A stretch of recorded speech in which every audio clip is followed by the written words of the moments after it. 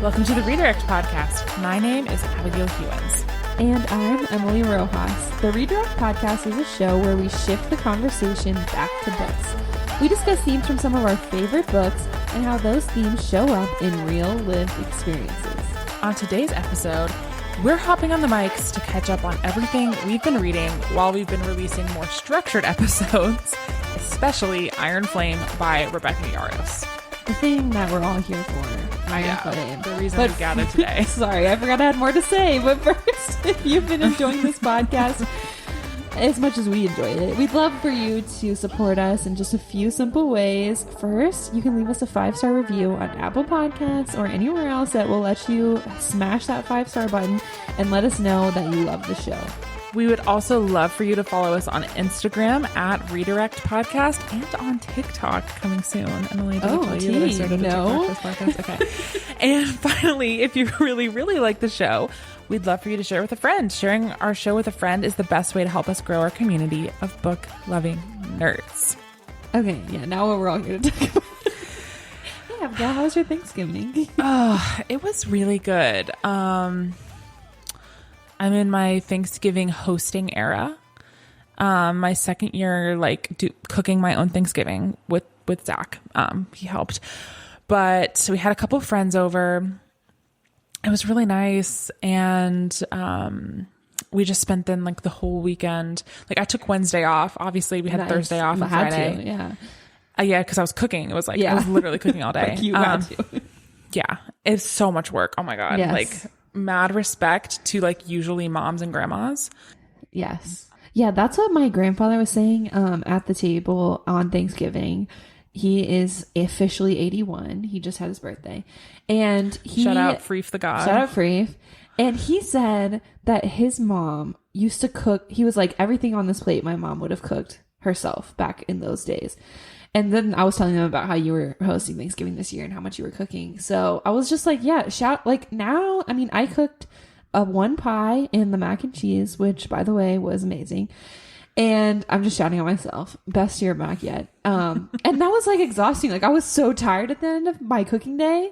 So I can only imagine that you and all the other people who do it just by themselves, aren't having multiple people contribute. That is amazing. We got a frozen turkey. It has to defrost for 3 days. Yes. Then I had it brining for 2 days. So that's 5 days of thinking about Thanksgiving before you've done any cooking. You cannot be a procrastinator. Yeah. No. Unless you buy a fresh turkey, but I got a frozen one because it was way cheaper. And then the entire day before I did all the baking and anything that could be prepped and then just put in the oven. Yeah. And then when Zach got home, he made his things that he makes. And this was really sweet and kind of book related, but cookbook related. But Zach's mom has this edition of the Southern Living Cookbook from 1987. Classic. I think when she got married. And that's where a lot of their favorite family recipes come from, is from the Southern Living Cookbook. But it's out of print, obviously, because it's the 1987 edition. And they've updated the recipes, obviously, a lot since then, because the way they did things back then was a little bit more old school. Sure. But those are their traditions. So the last 2 years, we've texted his mom to have her send us pictures of the recipes. And so she did. But this year on Wednesday night, we get a package in the mail, and it's a copy of the book that she got from Thrift Books and sent it to us, in the 1987 version. That is really thoughtful. It was really sweet. I would have cried. It was really, really so sweet. Nice. I know. I love that. Yeah. Cooking and books bring people together. That's all I'll say. Exactly. So yeah, how was your Thanksgiving? It was great. I went to the beach with my family, as I have done for the past. I'm acting like I don't already know this. I know. This is our 6th year going, which is kind of amazing, because we started it as a tradition really after my grandfather passed away, as you know, telling the audience, I guess. And it's just crazy that much time has passed. It's just a weird, not a weird, but it's this definitely marks that moment for me and our family. So it's wow, I can't believe this is our 6th year coming. It just doesn't seem like it possibly could have been that long. But it was a really great time. It was very cold, I'll say. So it was mostly indoors, but did spend some time on the beach. And the pool was immaculately heated. It was almost hot tub level. So although I couldn't find a bathing suit because I just moved and I couldn't find any of my bathing suits, but I did like dip, the legs in, and it was a great feeling. You and I have gone to the beach together many times. Yeah. And really our pace of going to the beach is like spending a little bit of time on the beach, but mostly time in proximity to the beach eating snacks. Vegging. Yes. And I did a lot of that. So like that is like, you can just do it better at the beach. Yes. And then like casually go for a walk. But yes, I think for both of us. I did a lot of biking. Yeah. Which our vibe isn't necessarily like laying in the sun. No. So Thanksgiving's a great time to go if you're looking for that vibe. Yeah, so it was great though. It was great. Both my brothers were there, my whole family. So I had a great Thanksgiving. And I made the mac and cheese. I used a TikTok recipe, which I will link in the show notes. But I did put some variations on it. Most notably, I added habanero cheddar. And it was quite spicy, I'll say. I probably could have just used like half a block of the habanero cheddar. Okay. But it was delicious if you like the spice. So anyways. For our mac and cheese recipe, we updated the 1987 Southern Living Cookbook by a few things. Like we seasoned the sauce differently, but we have this like smoked sea salt that we use in replacement of regular kosher salt. Yes, and it's so I love using it and stuff like that, and in like soups and stuff because it brings a little smokiness without having to like cook over smoke. Yes, that's what we did for our mac and cheese and made it a little smoky. Yeah, I love that. Okay, well, speaking of Thanksgiving break, while I was at the beach, I did read at least the ending of a certain book that we have to talk about, which is Iron Flame by Rebecca Yarros, the sequel to Fourth Wing, which both of us have just read very recently. So we really lucked out with the timing of this release. And have you seen, like, I don't think this is official, but have you seen, like, whispers that she might be releasing the next one, like, in Q1 of next year? I have not. The only thing I saw was December 2024. So I would be very stoked. Yeah. I saw something that said that I don't have any source for this, but I saw a TikTok that said that Rebecca said she hasn't even started writing it yet, which is concerning. Okay. But this is reminding me of our conversation, our last episode with Jennifer Armentrout, where she was like, sometimes I read things in like Reddit threads or on Facebook for my fans. I'm like, that's a really good idea. So maybe we should all be saying our ideas. If she has it, if she really hasn't started writing it, we can help her. To be honest. I know. I think she's maybe at a point where she's like, I don't really know what happens now. Yeah, let's just dive in. All right, spoilers ahead. Yes. What was your first impressions? Like when you shut the book, what was your first thought? How did you feel? When I shut Iron Flame? Yes. Annoyed. Yeah. Okay, so Emily and I have tried really hard not to talk about this. You and I have really tried to like save it for this. Yeah. We texted a little bit. And the first thing that Emily texted with me was something like, I just finished the book, I'm sobbing. And I said, that's funny. When I finished the book, I was so angry. And I was like, I think that this really like defines the differences in our personalities.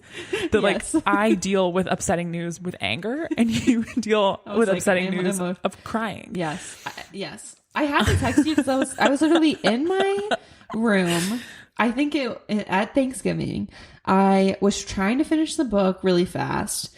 And it was like, one of the first days I was there. So I was like speed reading it through before dinner or something.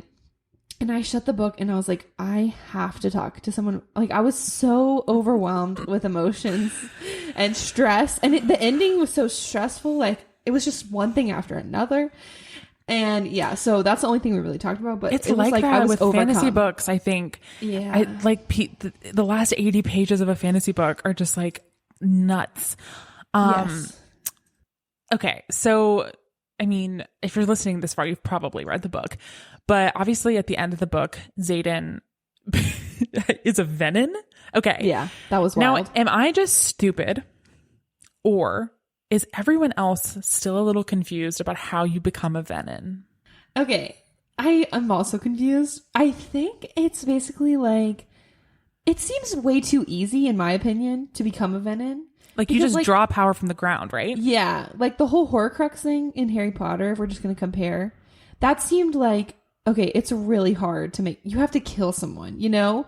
This is like, what if you accidentally just like go too hard and draw your power from the ground or whatever, which it seems like it is, instead of from your dragon. You just Veninize But here's the thing. I think like, when she talks about, because Violet has 2 dragons, she has 2 power sources. Sure. And she can be selective about like, quote unquote, like to use the imagery that she uses when she's describing it, like opening the door to their power. Right. So I think like there is a bit of intention. Yeah, but it's like just like in the heat of the moment, it seems like it was way too easy for Xaden to be like, oh my God, she's going to die. I have to venomize.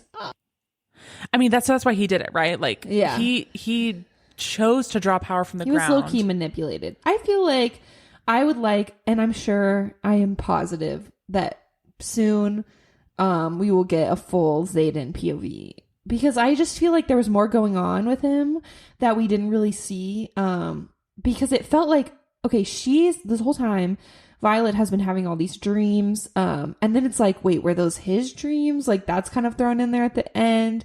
She's been having all these dreams, like, of a venom haunting her or coming for her.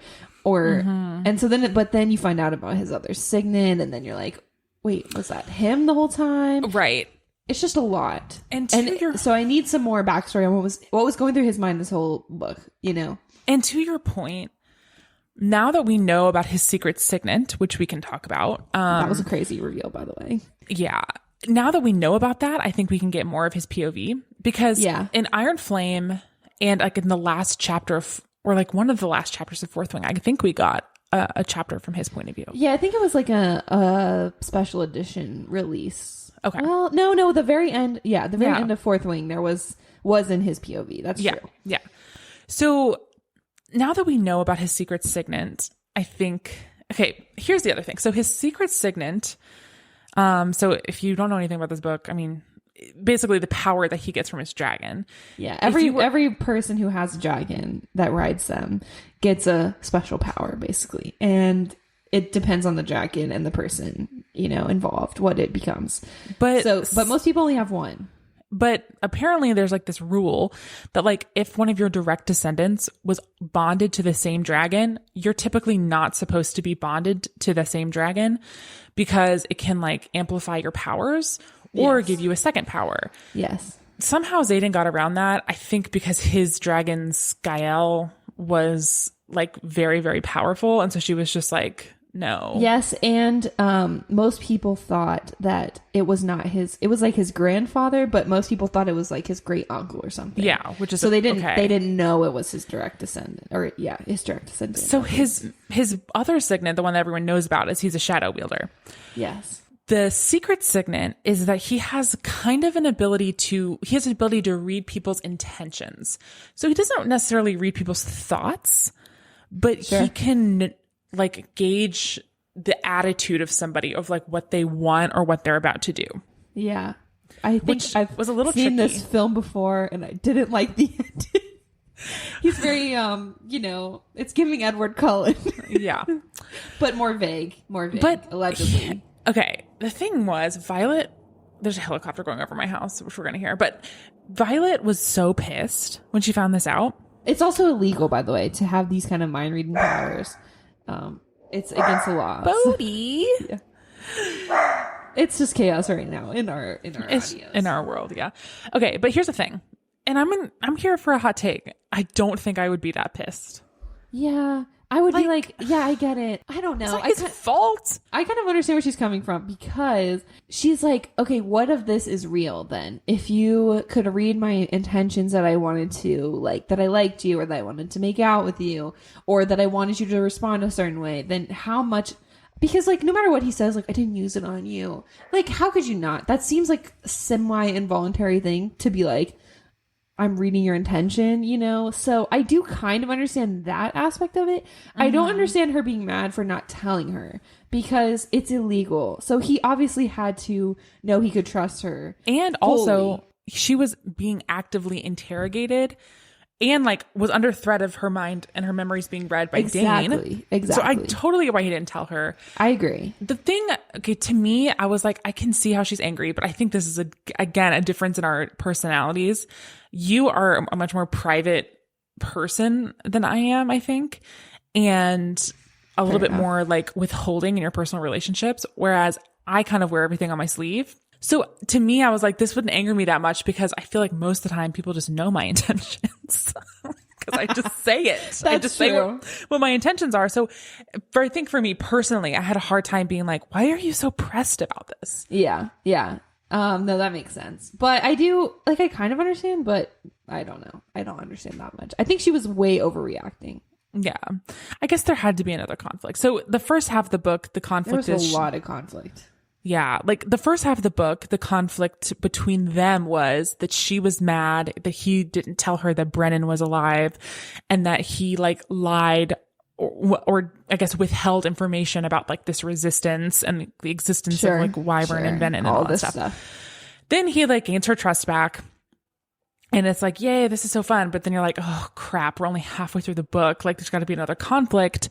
And so then this is the new conflict, is that she finds out about his signet. And also like they're trying to raise these wards, which I thought a little bit of that was confusing, to be honest. Like that was really confusing. The wards and the runes and the wards and the runes and the wards. That was too much for me. That's where I started to be like, I'm tapping out because I don't know what you're talking about. I know that got a little murky for me too. And there was just too much. I did like the addition of Katarina. I liked her a lot. I actually really liked her. Just like that tension and like the, jealousy thing. You know, Katarina is Zayden's ex-girlfriend. Ex-fiance. Yeah. Also, I didn't love, I'll say, in terms of the conflict, I do not like Zayden's whole thing where he's like, just ask me. Oh, that was bullshit. Because it's like, how do I know to ask you, hey, by the way, is my dead brother actually alive? Like, stuff like that. There is no way. I understand for some things, like at the end, they finally talk about how Violet's mom kind of, blackmailed him essentially into protecting her. And that's the only reason he didn't kill her right off the bat. So I understand for things like that, where he's like, obviously you know about this, just ask me. But I'm sorry. Her whole thing is she's mad he didn't mention that her dead brother is alive. Why would that ever cross your mind to ask that question? So I do not like that aspect of his personality. I'm like, absolutely not. Yeah. Because also there was this whole thing, like in the first book, he's like the anti-Dane. So Dane is like super protective of her and all this stuff. And then Xaden is like trying to help her like get strong so that she can defend herself. And we're like, oh, we love that he loves an independent woman or whatever. But then in the second book, he kind of like reverts to the Dane kind of thing, where he's like, I'm only going to give you the information that you need because I need to protect you and all stuff. And it's kind of like an ick. Yeah, it is a little but bit then of he an like ick. He came back around. Himself. Yeah, but it was a weird arc. But then again, so did Dane. And that brings me to my point. There is at some point going to be a love triangle. No. It's going to be, I'm telling you, she's already halfway there. She's already redeeming Dane. No. I'm telling you. No. No. At the end of this book, Dane and her are working together again. They're on good terms. She's forgiven him mostly. I'm saying, how does that not lead you to believe? I think her and Xaden will end up together in the end. But I think she's going to do it. I think, unfortunately, she is going to give us a love triangle. And I've read a book like I've read a book like this before, as have you. The what is this book called? The one where love's illegal. Crap, we talked about it on this pod, Delirium. And in the whole first book, in this case, it's nearly 1,500 pages of content, 2 books. You are fully convinced that it's going to be this one guy, and then in the next book, she flips you on your head and you're like, oh my gosh, there's another guy. And I'm kind of thinking don't know what I feel. I just think that's what's going to happen here. I just think she's not that like original of a thinker to not put a love triangle in this fantasy. Okay. To that point, I will say I was talking about this with my friend Sarah, and she was like, it is art. It is not fine art.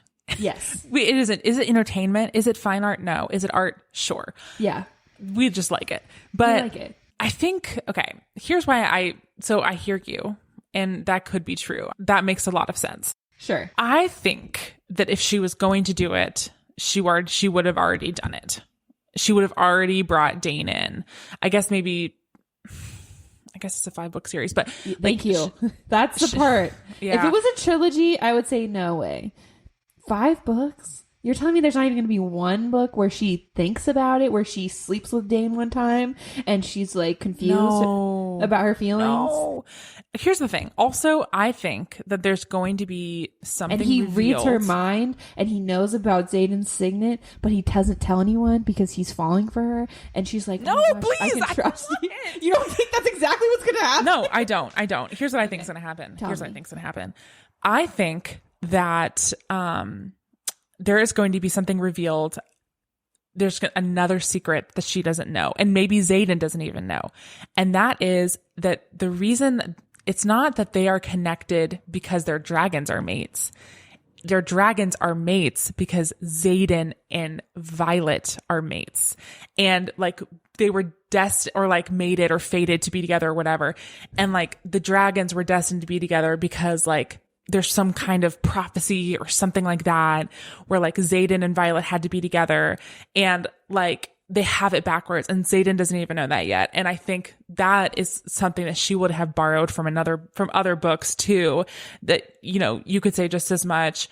I also think other predictions here is that there's going to be something about Andarna and we still don't know. So like this whole story, like there's weird stuff going on with her. Like she was in this like dreamless sleep and then she wasn't. And like, then we find out she's not a black dragon. She's like this special other kind of dragon. So projections about Andarna, I think Andarna is going to be the key, somehow whenever she's able to channel Andarna's power, which she still hasn't been able to do and get a second signet, it's going to be able to heal the venonness of Xaden. Second, Taryn's going to die. For sure. I just know this in my bones. It's going to be horrible, but Taryn is going to die and Violet's going to be able to survive it because she's still bonded to Andarna. And this is going to fulfill some kind of thing and unite the realm and whatever. And I just think that the Dane thing is just too easy. And maybe Dane falls in love with somebody else. Sure. Or probably, likely. Here's my argument against that. I think everything else you're saying is right. I think Andarna's the key. Obviously, like she is the key that unlocks this whole situation. I do probably think Taryn's going to die. Or something's going to happen with that. Or even Skagel, one of them. I think, obviously, that's like been talked about way too much to not happen. And like, yet Taryn even said to her in this book, like, you know, you weren't my first writer, but you'll be my last. Yeah, like, yeah. Supposed to believe like he doesn't want to take another writer. Look, but Taryn knows he's going to die. I'm telling you. Yes. Taryn has so much wisdom he hasn't shared with her. The dragons know stuff. That's been this is the same The dragons know a lot more than they tell their writers. This is the same author who wrote in the first book, this guy saying, I'm definitely not going to die when I walk across this parapet. And then he dies literally one page later. She's not like nuanced with the foreshadowing. So I'm all in on that. Here's my argument. And this is just about selling books. And it's that obviously Xaden and Violet are going to have to be separated for a while he's a Venom type, you know, like they're not going to be able to be together. While he's like getting treated and with this like that's probably going to be a whole podcast, but with the potion or whatever. This is going to be at least one book. It's going to take that time. Oh my God, please. And she has established a certain amount of romance in these books. So something's going to have to fill that place. Unless she switches up the POV, which I don't think she's necessarily going to do, or throws in some flashbacks, which doesn't really make a lot of sense either. Her and Dane are going to have some kind of fling going on, at least for one book. And I believe everything else you're saying. I think they're going to be in game, but I just feel that. Well, all right. Here's what I think. If that happens, I don't think she's ever going to go like full Dane. Yeah. I think that she's going to like, just be, like, think about it a little bit, a la Bella and Jacob. Exactly. And then she's going to be like, wait, no, I don't care if you're a Venom. Yes. I love you. I just don't want it to happen. I don't want it to happen because either, you know why? I can feel it. I just know that not Zane. I know that Dane isn't hot. I just know it. Do you know what I'm saying? Yeah. And I can't like for all of the serious reasons that I shouldn't want them to be together and all this stuff and like his personality flaws and all that stuff. Just like on a surface level, he's not zaddy. You know what I'm saying? Yes. He is just not cute. And I just know that in my bones. And I'm not interested. But maybe she'll persuade us. I mean, you know, for a temporary time, I too was Team Jacob. So you never know were what's like 12. Yeah.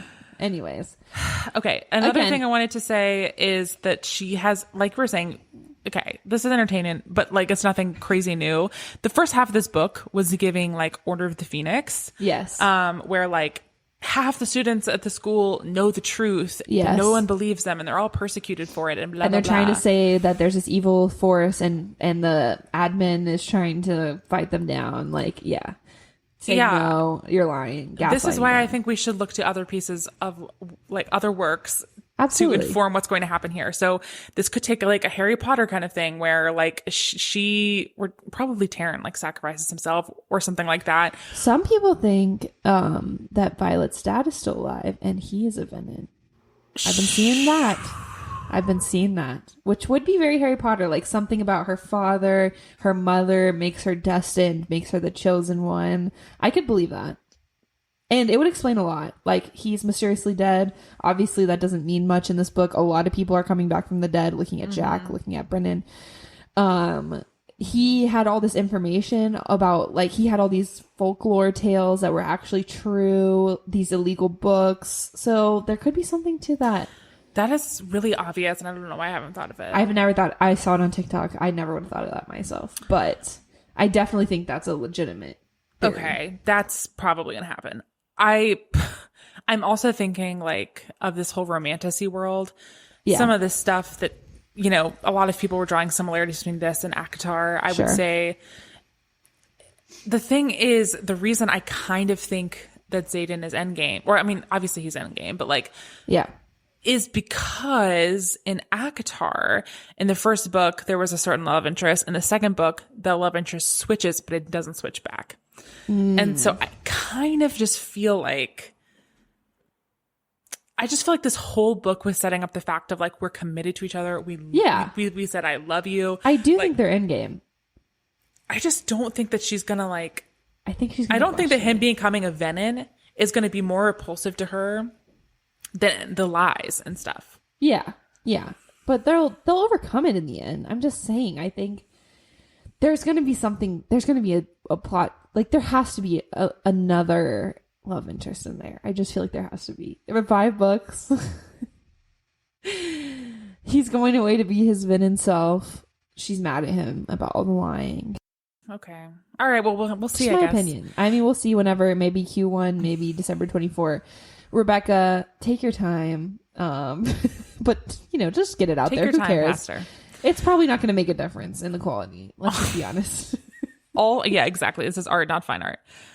Unless, Rebecca, you want to come on the pod. then it is fine art. It is fine art.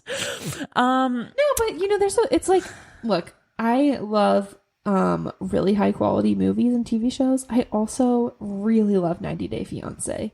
Totally. And they're different spectrums of quality. I love a lot of, you know, really great books, and I love Twilight, as we have discussed. This Right. book to me is like, again, I put this on my Instagram today on my review at emilyrojas.writer, and I said, like, this is filling the Twilight hole in my adult heart. It is like not amazing. I know a lot of people didn't like Iron Flame or found it to be more difficult to get through.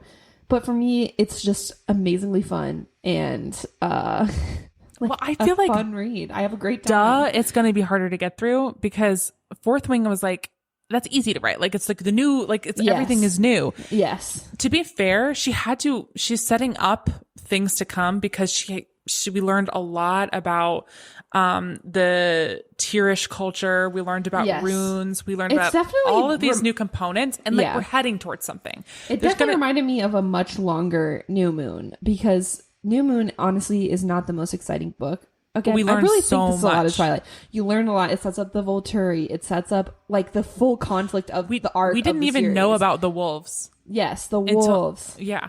So yeah, it's definitely not the book that you're like most excited to reread, but it definitely also sets up a lot in the future of the series. Well, there's so many more possibilities now that we know about the Tyrish magic. So yeah, so it's great. Everything is going to be okay. I agree. promise you, everything's gonna be okay. And the more money that she gets and the more fame she gets, the better editors she's going to get. And this is going to be okay. I like how optimistic you are. It's going to be okay. But and before we wrap this part up, do you have any other like ideas about like, obviously we think Andarna's power, once she starts channeling it, is going to be the key to healing Venin.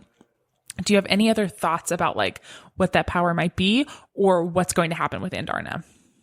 I don't know. I do definitely think I think there's definitely, sorry, I'm saying definitely a lot. I do think there is something that somehow the founders or the founders' dragons knew about both Andarna and Violet that is coming to fruition in the present day in this book series. Like, there is definitely a reason that she says, I've been asleep for 600 years. I chose to wake up now, or I've been in an egg, not even asleep. I've been egged for 600 years, which is the amount of time since, this whole thing was founded. I chose to wake up now. I chose to bond with you for a reason. So obviously, I think that's a given. One. I think there's definitely something. I think the founders not only knew something would need to happen with Andarna, but also something would need to happen with Violet. Like, there is something about her that is required for whatever's going to bring, peace or the end of this war. I almost don't even know, like, is it the end of the Venin, or is it like there's a way to help them, or are they on the right side? Something about, like they know more. Maybe their magic can help. Also, like, this is that whole idea correct. It's even further evidence to me that there's going to be some sort of like official like mating or like fated bond between Xaden and Violet, because their signets are like yin and yang. Like, she has the lightning, he has shadow. Yeah, like, I totally agree. So maybe she'll find that out soon. I don't know. All right. Yeah. Anything else to say about that? No, but if we missed anything, let us know. We can always talk about it again. We're talking about this book at my book club on Sunday. Like, this isn't the main book we're reading, because not everyone has read Fourth Wing. Sure. But we're also like, bonus, if you've read Iron Flame, we'll talk about it. So I might have more thoughts after Sad Sunday. Yeah, I really honestly take things at face value. So I'm not the best at theorizing. I'm just like, if the author just doesn't say it, it's not going to cross my mind. I'm just reading the book. So I would love to hear everyone's theories. I love being on TikTok and just scrolling through what people think. It's fun. Also, it's been a while since I've had a series where there's theorizing to do, and it's fun. It's so fun. Even if you don't even care like about the books or whatever, it's just fun to be a part of a phenomenon where people are talking about it and you're guessing what's going to happen and you don't know yet, because 10 years from now, everyone who's reading these books for the first time is going to already basically know what's going to happen. I know. And they're not going to have that anticipation. So it's just really fun to talk about it. It's fun to be a girl. It's girls. It's just fun to be a girl. And it's like being alive at the same time as Taylor Swift. It's what? Amazing. Are you kidding me? How did we deserve that? We're so lucky. Yeah. We're so lucky to be alive during the release of these books. Like, the world is shit, but these are fun. We're having these fun. books are still coming out, and we get to talk about them. It's very fun. Cool. Okay. So that's it. In other book related news, have you listened to any audiobooks on Spotify yet? No, I just found out about this literally like 2 days ago. So, no, I haven't. Okay. To answer your question. But they're there. I started seeing them pop up as like, okay, included with premium. And I was like, okay, scam. Like, either all the books are going to suck. I'm here to tell you that like the Emily Henry books are included I'm scrolling. in premium. Every book I'm seeing, is like top, bestsellers. Yeah. So here's the situation. If you pay for a premium subscription, you get 15 hours of free listening per month. That's pretty good. That's 1 to 2 books. Yeah, unless the book's super long. But if you listen on 1.5 speed or something like that, I think doesn't count.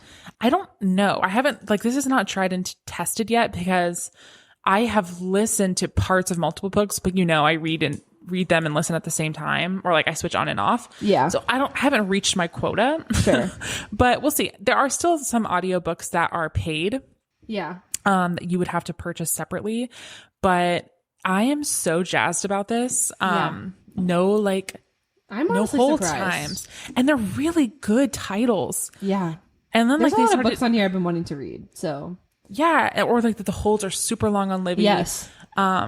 So I'm kind of hoping that this also like helps drive down the price of some audiobooks on That would be like, great. you Or the know, wait and times just, on Libby. yeah, totally. Yeah, there's so a lot of great books very on exciting. there. I just scrolled through. If you listen to our podcast on Spotify, or if you just have a Spotify account or whatever, there are, heads up, there's some amazing titles that are really popular, like big titles. Speaking of Spotify, there's something I wanted to address on the pod because I haven't even told you about this, but apparently on Spotify, when you listen to podcasts now, you can do like a Q&A. So it automatically set up a Q&A for us and asked people like, what did you think of this episode for every episode? Uh-oh.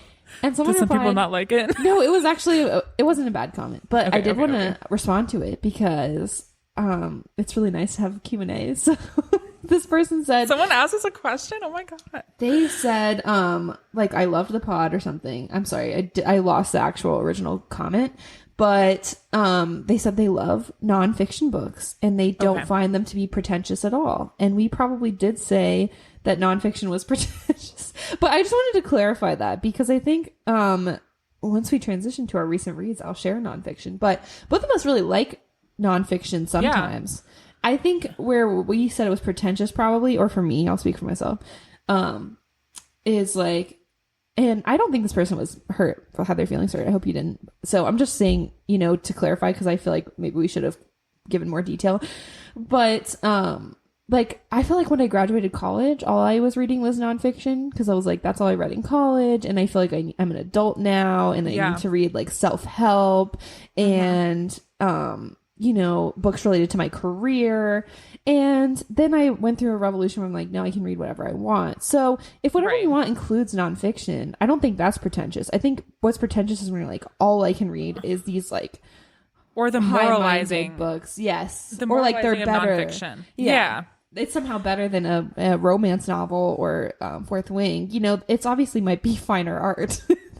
Yeah, totally. Girl, read what you like. Yeah. If what you like is nonfiction, then go off. Exactly. And nonfiction is not pretentious in itself. I think it's my mindset. No. It was me. My mindset at the time, pre my revolution of reading, which I'll call it from now on, was like, I have to be pretentious. I have to read these books that are pretentious and like for my appearances, for what I'm reading. And now to it's be just better than other people. Now it's like, just read whatever you want. So yeah. Anyways, thank you for the Q&A, and anyone else is welcome to, I didn't even know that was an option. So shocked to see that. I don't even know how I found it, honestly, but it popped up somewhere and it was amazing. Apologies if that was like a really old question. I know. we are not professionals. Well, and every platform is so different. I mean, that's just behind the scenes, but it's so hard to find like these individual things on every single Spotify or every podcast platform. So, you know, anyways, just go to our Instagram and DM us. Yeah, that's easy. Or do the Q&A on Spotify because that was really fun. But I didn't even know it existed. So, thanks for the comment. Jinx. Yeah, what have you read recently? Oh my God. To wrap it up. Yeah, I have like my friends coming to pick me up in 15 minutes. Okay, great. Okay. I have been reading. I have only read romance books this entire month. I am just like on a romance bender.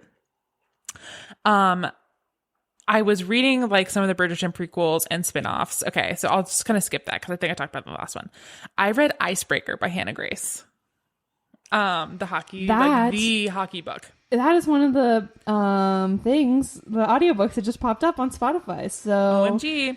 Okay, what I will say is the narrators are a little bit annoying. The voices are, because it's dual perspective. So there's a female and male narrator, but because I listened and read, but it was really fun. I'm getting more and more into the like what they call new adult, you know, like basically college age type people. Yes. Like not YA, but it's not YA, a little older, but it's young people. You know, and that's fun. And so that's like a new adult book. It's cute. I really liked it. We stand Talia Hibbert on this podcast. And for my book club, I read a novella by her called Wrapped Up in You. It's very short. It's very cute. It is celebrity, normal person. It is he fell first. It is childhood love. Say no more. Say no more. The annoying thing about this book is it was like a Kobo original, which is like the alternate Kindle. Okay. So it's only available on EPUB, which means you can't read it on your Kindle. Boo. You can only read it on your phone. However, it's only like 170 pages. So if you don't like reading on your phone, you won't have to do it for very long. But it was super, super cute. So, and Christmassy and delightful. Yes, I'm all in. And like she has the best characters and everything. She does. She writes the best romance. So that was a gateway drug.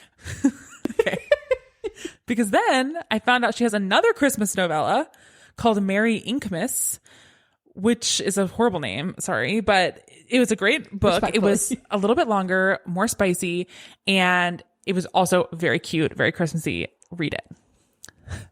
Then I was like, need more Talia Hibbert. So she has this collection of 3 books that are all also short, very easy to get through. And I had like 5 days off work. I mean, I was just like chilling. Yeah. As one does. It's called the Midnight Heat Collection, and there's 3 books. They're standalone. You don't have to read them in order. Just pick your favorite trope. It's The Princess Trap, The Fake Boyfriend Fiasco, and The Roommate Risk. Okay. Princess Trap is fake dating and like marriage of convenience. Okay. The Fake Boyfriend Fiasco, obviously, is fake dating and also celebrity normal person. Yeah, I know. I mean, like, famous, like, I mean, like, athlete normal person. Okay. And then The Roommate Risk is He Fell First and Friends to Lovers and also Forced Proximity. Yes. That's it. That's it. That's the tweet. Don't you mean that's the X? That's the X. Whatever. Doesn't have the same ring to it. Talia Hibbert. Yeah. I would give my life up for you, probably. I love you so much. Yeah. I would as well. I recommend anything by her. And I haven't even read all her books, but I would recommend anything by her. She's earned my trust. She's earned my... Yeah, she has the best characters. Yeah. Okay. All right, what about you? The only other thing I read over Thanksgiving, which is very abnormal for me. But, it's been that kind of year. So... It has. Although I just really love this book. And full disclosure, I haven't finished it yet. So I'm not even fully done, but I'm very close. I have like 50 pages left. So I feel confident enough to recommend it. It is called The Quickening by Elizabeth Rush. Ooh, I heard of this. You've heard of this? Okay. I think. Could say more. Okay. I found this book, actually. I was in Charlotte about a month ago. And I was at a bookstore. I think I heard of it from you. Probably. Okay, keep going. I was at a bookstore and I saw this and I read a little bit about it. Like, first of all, the cover, just go look at it. It's a beautiful cover. It just drew, it called to me. So I picked it up and I was just bought a bunch of books at this time. And this one, I mean, it has been one of the most like beautiful, moving books I've read the entire year. Aww. It's definitely taken me a while to get through because if you're a science girly like me, you'll like it. If not, it is pretty science heavy, but it's written by Elizabeth Rush. She is kind of a science nonfiction writer. She has written other books, kind of reporting on scientific research or developments. And on this one, this book is also a Pulitzer Prize finalist. So obviously well written. She and a crew of about 50 other people who are, ranging from the cooks, the sailors, the scientists, are taking a boat to Antarctica to study a glacier called the Thwaites Glacier. That is essentially, to my understanding, a pretty significant glacier in terms of how it melts, how quickly it melts, will really have a significant impact on the sea level rising, and like the impacts of climate change are going to impact this glacier very significantly. But we don't really know a lot about it. And before this was one of the first or the first expedition to this specific glacier, because up till this point, it has not been accessible by boat because of ice, but that's melting. So these scientists are going to study this. Most of them are climate scientists. They're studying the effects of climate change and hopefully going to be able to help us to better predict what will happen in the future. At the same time, the author, Elizabeth, she has decided with her husband that once she gets back from this trip, they will start trying to have a child. And so the whole book is written not just about her trip to Antarctica, but also about her decision to have a child, the journey. She's an older mother, you know, she's kind of focused on her career. So she's in her late 30s. So it's like, will I even be able to have a pregnancy? And like the wrinkle of climate change. Exactly. And that's kind of the main thing. She talks to not only the people on the, I mean, it's beautiful. She weaves throughout the narrative of what's happening. She'll like do transcriptions of interviews, and she has almost every member of the ship talk about either how they were born, the story of their birth, or the decision to have children. A lot of them have children. And so they talk about, you know, what did they think about? She interviews a lot of different climate scientists and activists about if they have considered not having children. So some of them are like, don't have kids, you know, it's terrible for the planet. And some are like, I don't know, it's really moving. Like some are like, this is the thing I do that is my act of hope, because I have hope that the world will be better, and I'm working even harder to make the world better for my children. And on top of that, the third layer to this is that Antarctica and the history of exploring Antarctica, and really just like ocean exploration in general, has mostly been stories about men. And so she talks a lot about like the original like historical stories of people going to Antarctica, and how it's so masculine focused, and how most of the, you know, people doing these expeditions were white men, European men. And so it's just also really lovely to have like a story about women. There's a lot of like metaphors about the glacier. They talk, I think when the glacier like sheds part of its ice, they call that calving, like it's giving birth to the ice. And I just think it's really nice to have like a woman's perspective also about science. So it's very, honestly, it's very moving. You have to be into the science because there's a lot of science.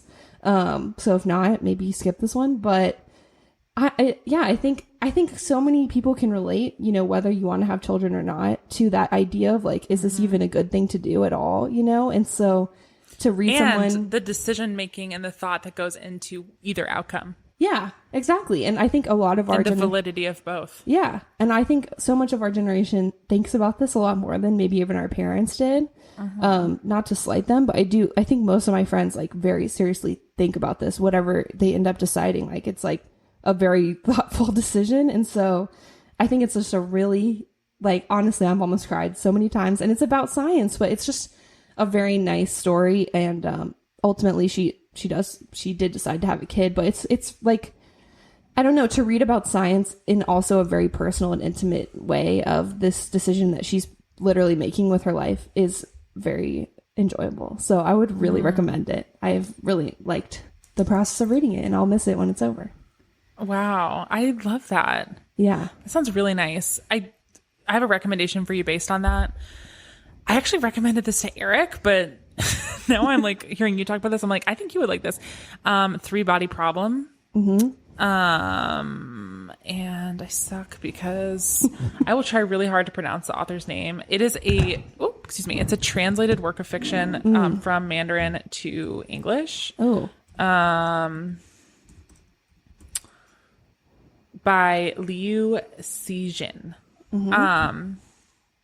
And it is very sciencey, but it is also kind of about like saving the world. And I think you'd really like it. It's kind of like Project Hail Mary in the level. Yes, I was going to say, forget his name, but that author. Andy Weir. Andy Weir. And the other one who wrote Recursion. Who's that? I don't know. Hold on. Blake Crouch. Both of them, I really enjoy their, science. You should read Three-Body Problem. Yes. Okay. Yeah. I love a good science fiction, and apparently a good science nonfiction. I will definitely be checking out more of Elizabeth's works after this, but I thought this one is really a great and timely read. I love it. Thank you. All right. Well, we'll see you guys in a couple weeks. Thanks for listening. Bye. Thank you. Bye.